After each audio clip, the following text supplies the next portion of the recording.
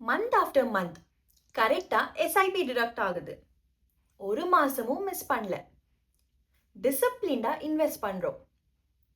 ஆனால் கடந்த 2 வருஷமா போர்ட்ஃபோலியோ ரிட்டர்ன் 0%, மேக்ஸிமம் என்ன 2%.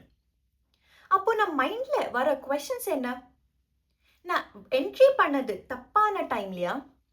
நான் செலக்ட் பண்ணின்னு இருக்க ஃபண்ட்ஸ் தப்பானதா? இவ்வளோ கன்சிஸ்டண்ட்டாக இன்வெஸ்ட் பண்ணாலும் ஏன் எந்த ரிட்டர்ன்ஸும் தெரியல? இந்த 3 கேள்விக்கும் பதில் இல்லை. ப்ராப்ளம் உங்கள் இன்வெஸ்ட்மெண்ட்டில் இல்லை. இந்த வீடியோ முடியும் போது 0% ரிட்டர்ன் பார்த்து நீங்கள் டிசப்பாயிண்ட் ஆக மாட்டீங்கோ. இதில் இருக்கிற ஒரு ஆப்பர்ச்சுனிட்டியை பார்க்க ஆரம்பிப்பீங்க.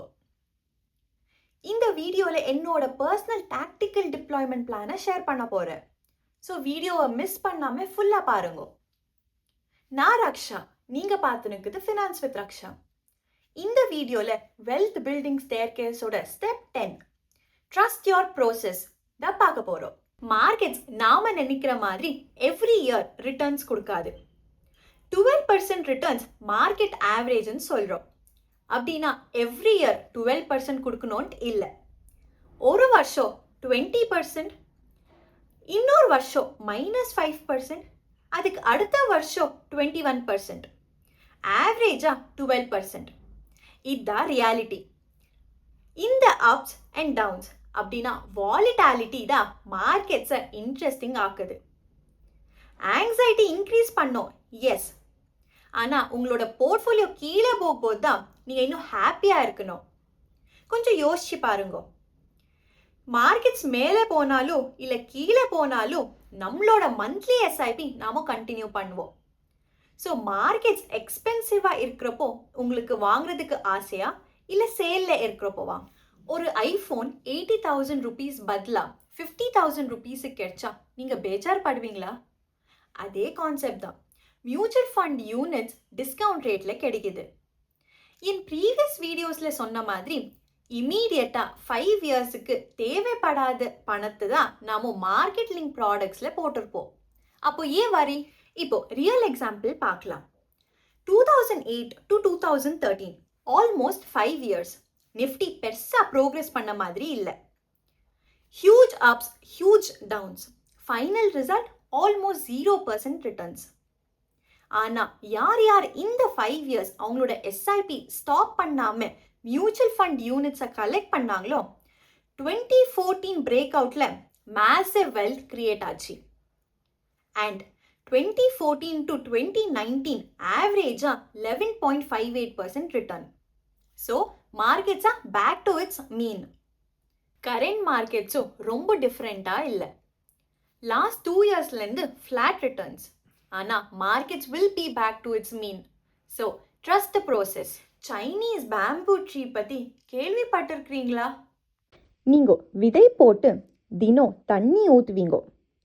ஆனால் இயர் எண்டில் ஒரு முளை கூட வந்திருக்காது. எதுவுமே நடக்காத மாதிரி இருக்கும். இயர் 2 இப்போவும் அதான். மேலே எந்த சேஞ்சஸும் தெரியாது. அதுக்குன்னு நாம் அதை பார்த்துக்கிறது நிறுத்தக்கூடாது. இயர் 3 and 4 இப்போவும் மண்ணுக்கு மேலே ஒன்றும் தெரியல. 4 வருஷம். இதுதான் ரியல் பேஷன்ஸ். இயர் 5 திடீர்னு ஒரு நாள் ஒரு சின்ன செடி 6 வீக்ஸில் சுமாரா 90 ஃபீட்டுக்கு வளர்ந்துருக்கு.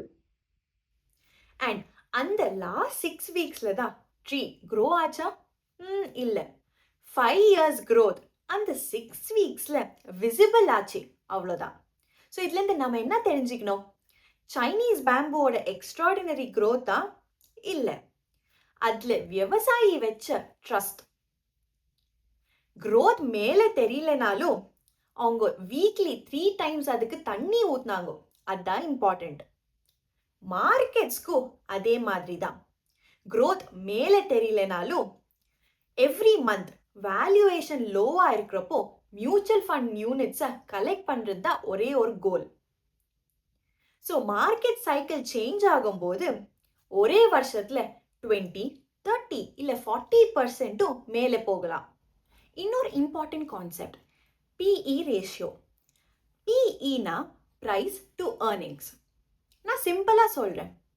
ஒரு கம்பெனி ஒரு ஷேருக்கு ₹1 ப்ராஃபிட் ஏர்ன் பண்ணுதுன்னா அந்த ₹1க்கு இன்வெஸ்டர்ஸ் எவ்வளோ ப்ரைஸ் கொடுத்து அந்த கம்பெனியோட ஷேரை வாங்குறதுக்கு ரெடியாக இருக்கிறாங்கன்னு காட்டுறது தான் பிஇ. ஸோ பிஇ வச்சுன்னு நாம் ரஃப்பாக டிசைட் பண்ண முடியும் எந்த ஸ்டாக் சீப்பாக இருக்குது, எந்த ஸ்டாக் எக்ஸ்பென்சிவாக இருக்குன்னு. பட் இம்பார்ட்டன்ட் பாயிண்ட், பிஇயை வச்சு மட்டும் நம்ம ஃபைனல் டெசிஷன் எடுக்கக்கூடாது. லோ பிஇனா ஆட்டோமேட்டிக்காக அது சீப் அல்ல. அதே மாதிரி ஹை பிஇனா அது ஆட்டோமேட்டிக்காக எக்ஸ்பென்சிவ் கிடையாது. இதே கான்செப்டை நாம் நிஃப்டி மாதிரி இண்டெக்ஸ் ஃபண்ட்ஸுக்கும் அப்ளை ஆகும். இண்டெக்ஸ்னா ஒரு பேஸ்கெட் ஆஃப் கம்பெனிஸ். பிஇ இங்கே என்ன காட்டுதுன்னா ஓவரால் மார்க்கெட் சீப் ஜோனில் இருக்கா இல்லை எக்ஸ்பென்சிவ் ஜோனில் இருக்கா இல்லை நார்மல் ரேஞ்சில் இருக்கான்னு ஒரு ப்ராடர் ஐடியா தான் கொடுக்கும். மார்க்கெட்ஸ் லாங் டேர்மில் எப்போவுமே ஏர்னிங்ஸை தான் ஃபாலோ பண்ணும். ஸோ ப்ரைஸ் ஃப்ளாட்டாக இருந்து ஏர்னிங்ஸ் ஸ்டடியாக க்ரோ ஆகிருந்தா அப்போ பிஇ ரேஷியோ கிராஜுவலாக டிக்ரீஸ் ஆகும். அப்போதான் மார்க்கெட்ஸ் அண்டர் வேல்யூட். அதே மாதிரி ப்ரைஸ் ஃபாஸ்ட்டாக க்ரோ ஆயிருந்து ஏர்னிங்ஸ் ஸ்லோ ஆயிருந்தா அப்போதான் பிஇ ரேஷியோ கிராஜுவலாக இன்க்ரீஸ் ஆகும். So markets are over valued. Under valued markets over time அதனோட ஹிஸ்டாரிக்கல் மீனுக்கு திரும்பி வரும். அதே மாதிரி ஓவர் வேல்யூட் மார்க்கெட்ஸும் அதனோட ஹிஸ்டாரிக்கல் மீன் அப்படின்னா ஆவரேஜுக்கு திரும்பும். இதுதான் மார்க்கெட்டோட கோர் பிரின்சிபல் மீன் ரிவர்ஷன். நிஃப்டியோட லாங் டேர்ம் பிஇ யூஷுவலாக ஹை டீன்ஸ்லேருந்து லோ 20s ரேஞ்ச் உள்ளதா இருக்கும்னு ஒரு அப்சர்வேஷன். அண்ட் சில டைம்ஸ் மார்க்கெட்ஸ் 1 to 2 years ஃப்ளாட்டாக பெர்ஃபார்ம் பண்ணாலும் அதனோட ஏர்னிங்ஸ் ஸ்டெடியாக க்ரோ ஆகும்போது வேல்யூவேஷன் கிராஜுவலி நார்மலைஸ் ஆகும். அண்ட் இந்த ஃபைனல் ஃபேஸில் தான் சைனீஸ் பேம்போ மாதிரி ஒரு லாங் சைலன்ஸ்க்கு அப்புறமா ஒரு சடன் ஸ்ட்ராங் மூவ்மெண்ட் தெரியும். அண்ட் இதான் பாஸ்டில் 2014 பிரேக் அவுட் ஃபேஸ்லேயும் 2020 கிராஷ்க்கு அப்புறமா 2021 ரிகவரி ஃபேஸ்லேயும் பார்த்தோம். இது ஃப்யூச்சரில் நடக்கிறதுக்கு ஹையர் ப்ராபபிலிட்டி இருக்குது. So trust the process, B patient, keep investing. Maximum investors பண்ணுற மிஸ்டேக் ராங் டைமில் இன்வெஸ்டிங் ஸ்டார்ட் பண்ணுறதல்ல, ராங் டைமில் குவிட் பண்ணுறது. இமேஜின் ஒரு இன்வெஸ்டர் 30 monthsக்கு டிசிப்ளின்டாக எஸ்ஐபி பண்ணுறாரு. மார்க்கெட்ஸ் எந்த ரிட்டர்ன்ஸும் கொடுக்கல. போதும் பேஷண்ட்டாக வெயிட் பண்ணதுன்னு சொல்லி அவங்க மார்க்கெட்ஸ்லேருந்து கம்ப்ளீட்டாக எக்ஸிட் ஆகுறாங்க. அவங்களோட ஃபண்ட்ஸை எஃப்டிக்கு மூவ் பண்ணுறாங்க. கொஞ்சம் மாதத்துலேயே மார்க்கெட்ஸ் மீன் ரிவர்ஷன் ஆகி ஸ்பைக் ரிட்டர்ன்ஸ் கொடுக்குது. கஷ்ட டைமில் அவங்க தாங்கினாரு. ஆனால் ரிவார்ட் வர ஃபேஸ்க்கு முன்னவே எக்ஸிட் பண்ணிட்டாங்க. இந்த மிஸ்டேக் நீங்கள் பண்ணாதீங்க. ஏன்னா wealth isn't built during exciting markets. Wealth is built during boring markets. So இந்த மார்க்கெட்ஸில் என்னோட ஆக்ஷன் பிளான் என்னன்னு பார்ப்போம். Rule 1, stop tracking your XIRR. தினம் போர்ட்ஃபோலியோ செக் பண்ணுறது இன்வெஸ்ட்மெண்ட் ஸ்ட்ராட்டஜி இல்லை, அது ஆங்ஸைட்டிக்கு ஸ்ட்ராட்டஜி. ஃப்ளாட் மார்க்கெட்டில் டெய்லி ரிட்டர்ன்ஸை பார்த்துன்னு டென்ஷன் தான் இன்க்ரீஸ் ஆகும், ரிட்டர்ன்ஸ் இல்லை. So once in 3 months review பண்ணாலே அது போதும். Rule 2, count units not profits. So market சேலில் இருந்தப்போ நீங்கள் எவ்வளோ முடியுமோ யூனிட்ஸை அக்யூமுலேட் பண்ணால் அவ்வளோ நல்லது. ஃபார் எக்ஸாம்பிள், நாம எஸ்ஐபி ஃபர்ஸ்ட் மந்த் 10,000க்கு ஒரு இண்டெக்ஸ் ஃபண்டில் இன்வெஸ்ட் பண்ணுறோம். அதுலேருந்து 100 யூனிட்ஸ் கலெக்ட் ஆகுது. மந்த் ஆஃப்டர் மந்த் எஸ்ஐபியை கண்டினியூ பண்ணுறோம். 2 years அப்புறமா நம்மளோட போர்ட்ஃபோலியோ ரிட்டர்ன் ஃப்ளாட் மார்க்கெட்னால 0 இருந்தாலும் நம்மக்கிட்ட அக்யூமுலேட்டட் யூனிட்ஸ் 2,400 இருக்கும். ஸோ இங்கே நம்மளோட மைண்ட் செட் தான் சேஞ்ச் ஆகணும். ப்ராஃபிட் மேலே ஃபோக்கஸ் பண்ணால் ஆங்ஸைட்டி, யூனிட்ஸ் மேலே ஃபோக்கஸ் பண்ணால் அதான் ஃபியூச்சர் ரிட்டர்னோட foundation. Rule 3, accelerate during opportunity. இந்த தேர்ட் ரூல்லேருந்தா நம்ம யூனிட் அக்யூமுலேஷனை ஸ்பீடப் பண்ணலாம். போர்ட்ஃபோலியோ டைவர்சிஃபிகேஷன் வீடியோவில் 10% ஃப்ரீ கேஷ் இருக்கணும்னு சொல்லியிருப்பேன். இது எமர்ஜென்சி ஃபண்ட் இல்லை, இது ஒரு ட்ரை பவுடர். இப்போ இருக்கிற ஃப்ளாட் மார்க்கெட்ஸில் யூஸ் பண்ணுறதுக்கு. மார்ச் 2026 நிஃப்டி PE 5 இயர் ஆவரேஜை விட ரஃப்லி 10% வேல்யூவேஷனில் டிஸ்கவுண்ட் வந்தது. இதுதான் என்னோட ஃபர்ஸ்ட் டிப்ளாய்மெண்ட்டுக்கு சிக்னல். என்னோட ஆப்பர்ச்சுனிட்டி ஃபண்ட் இல்லை ட்ரை பவுடர் டிப்ளாய்மெண்ட் ஸ்ட்ராட்டஜி பார்ப்போம். நான் இதை 4 போர்ஷன்ஸாக டிவைட் பண்ணுவேன். First 25% deployment plan.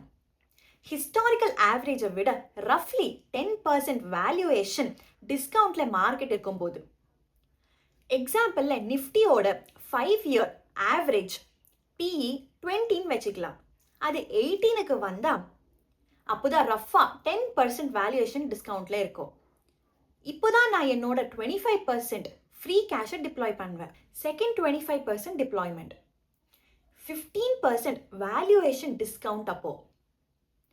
Third 25% deployment. 20% valuation discount அப்போ. Final 25% deployment. இது எக்ஸ்ட்ரீம் பேனிக் ஃபேஸ் அப்போ.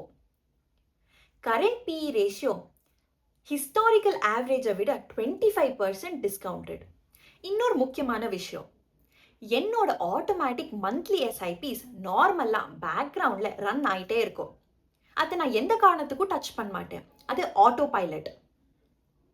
இது மார்க்கெட்டோட பாட்டமை ப்ரிடிக்ட் பண்ண ஒரு ஸ்ட்ராட்டஜி கிடையாது. வேல்யூவேஷன்ஸ் ப்ரோக்ரெசிவ்லி அட்ராக்டிவ் ஆகும்போது சிஸ்டமேட்டிக்காக டிப்ளாய் பண்ண ஒரு ஃப்ரேம் ஒர்க் தான். ராங் பண்ணலாம், அர்லியாக டிப்ளாய் பண்ணியிருக்கலாம், அது பரவாயில்ல. நம்மளோட கோல் மார்க்கெட்டோட பாட்டமை ரீச் பண்ணுறதல்ல. வேல்யூவேஷன் சீப்பாக இருக்கிறப்போ டிசிப்ளின்டாக நிறைய யூனிட்ஸை அக்யூமுலேட் பண்ணுறது. இந்த வீடியோவில் 4 கீ பாயிண்ட்ஸை தான் பார்த்தோம். Number 1, sideway markets are normal. 2, real wealth exciting மார்க்கெட்ஸில் பில்ட் ஆகாது, போரிங் மார்க்கெட்ஸில் தான் பில்ட் ஆகும். 3, focus on unit accumulation, not profits. Number 4, உங்களோட எமர்ஜென்சி ஃபண்ட் இல்லை ட்ரை பவுடரை சிஸ்டமேட்டிக்காக டிப்ளாய் பண்ணணும், நாட் எமோஷ்னலி. இந்த சைட்வே மார்க்கெட்ஸில் உங்களோட SIPயை நம்பிக்கையோட பாஸ் பண்ணாமல் கண்டினியூ பண்ணினீங்கன்னா ஆன் ட்ராக்னு கமெண்ட் போடுங்க. இந்த வீடியோவில் ஷேர் பண்ணியிருக்கிற இன்ஃபர்மேஷன் உங்களுக்கு யூஸ்ஃபுல்லாக இருந்தால் லைக், ஷேர் அண்ட் சப்ஸ்கிரைப் பண்ணி சப்போர்ட் பண்ணுங்க. Until then, be smart with your money. வணக்கம்.